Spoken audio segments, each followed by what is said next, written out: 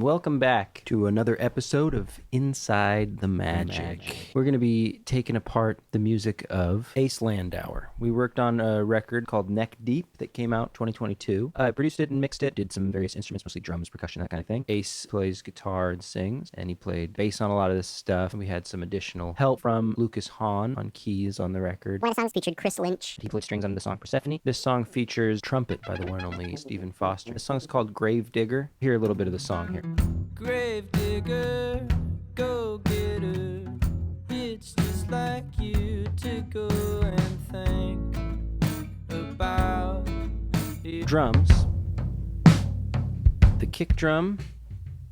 Inside, it's a Sennheiser E602 microphone. On the outside is a sub kick. I did plenty of EQing on the preamp that we had at hand. 1176 LN Rev E from Universal Audio. Snare drum on the top. Fairly certain it was a 57. Could have been a Beta 56 or Biodynamic M201. And on the bottom, either Sennheiser E604 or Sennheiser 441 microphone. Fairly heavy EQing on the way in on that one. 1176 Rev E. Not super fast attack.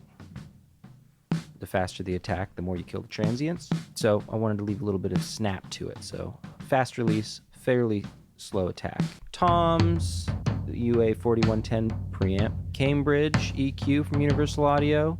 The Fairchild 670. Kept it simple. Crashes. I rolled off a decent amount of low end on the preamp. I didn't do any compression on that overhead mid. This was something I was doing more at that point in time. Not too high above the kit, mostly just trying to get kick and snare. A U87 in the doorway between the control room and the live room with the doors closed, with the idea being that it would roll off more cymbals. Sounds like a short room reverb send or something. I've since changed the placement that I like to do that. This is what I was doing at the time. It doesn't sound like much by itself. It has atmosphere and distance with the rest of the kit. I also did AKG 452, small diaphragm condenser, kind of in a little half tunnel, pointed with the snare and kick. Room wall, trashy little wall mount mic through the LA 610, slammed. Things to give the drums dimension, places where the room sounds interesting, to fill in gaps that you might not have with just your overheads and your close mics. Kick, snare, toms, room mics sent to the distressor. Throughout the whole track, in addition to the drums, there's this. Brushes hitting one of those little tambourines with the skin on it. Bass. I actually played bass on this one, I'm just realizing. We've got the UAD Ampeg B15N going into the UA LA2 into the decapitator. And that is also getting sent to that drum parallel compression to just glue the rhythm section all together. The acoustic guitar, Ace's Martin, he brought through a Universal Audio 2610 preamp. On that channel, we have the Studer A800 plugin that UA makes into the LA3. It's sent to the UA Ocean Way Studios plugin in re-mic mode. Lucas sent us synth tracks to this one remotely.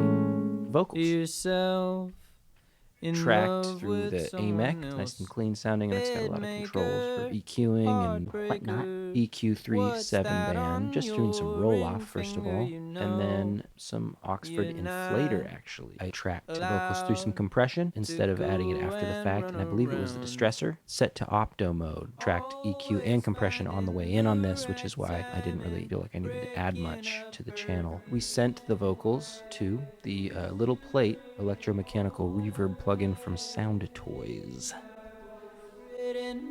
Harmonies. Heavier roll-off on the EQ3 7 band.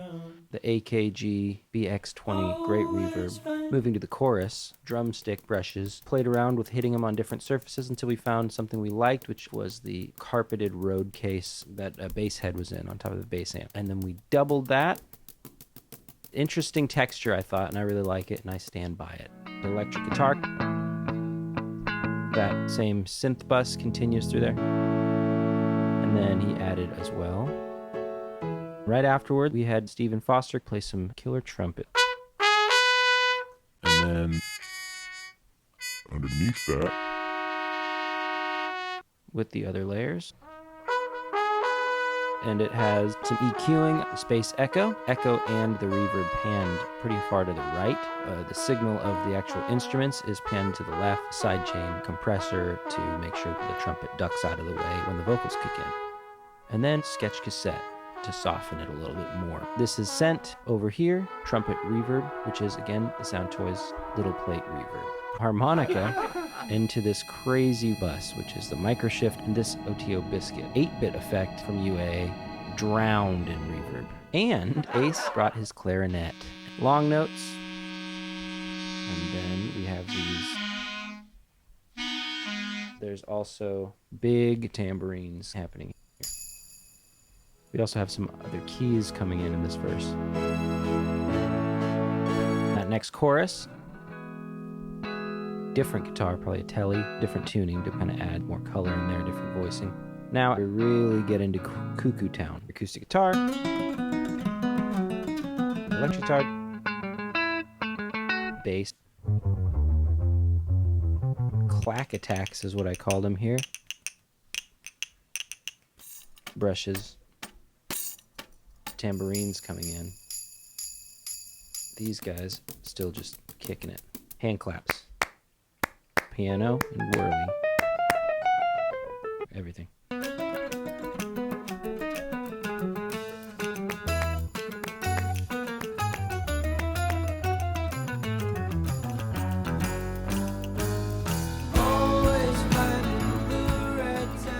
There we have it, and that's Gravedigger. Ace Landauer is the artist. The record's called Neckdeep. Came out last year. He was just up here actually working on a new EP. Keep your eyes peeled for that as well. Give him a follow. He's a very talented artist making cool music. Stay tuned for more episodes of these. Hope you're having a wonderful time wherever you are, doing whatever you're doing. If you did enjoy this, like, comment, and subscribe as always. Bye-bye, everybody.